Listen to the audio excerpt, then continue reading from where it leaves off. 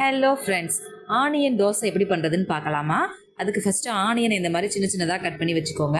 கொஞ்சமாக கருவேப்பிலை கட் பண்ணி வச்சுக்கோங்க.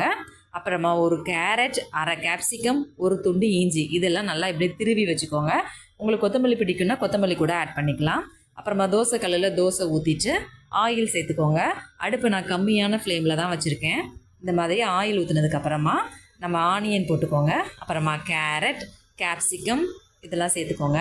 அப்புறமா துருவி வச்சுருக்க இஞ்சி சேர்த்துட்டு கொத்தமல்லி இலையும் போட்டுக்கோங்க. பாருங்கள், இந்த மாதிரி ஆட் பண்ணிக்கோங்க. அப்புறமா கொஞ்சமாக ஆயில் ஊற்றிக்கலாம்.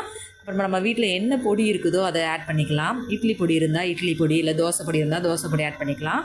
நான் இன்றைக்கி கருவேப்பில் பொடி ரெடி பண்ணி வச்சுருக்கேன். அந்த கருவேப்பில் பொடியை தான் இதில் ஆட் பண்ணியிருக்கேன். இந்த மாதிரி கருவேப்பில் பொடி ஆட் பண்ணதுக்கப்புறமா தோசை இப்படி ஃபோல்ட் பண்ணுங்கள். இன்றைக்கி நான் ட்ரையாங்கிள் ஷேப்பில் தோசையை மடிக்கிறேன்.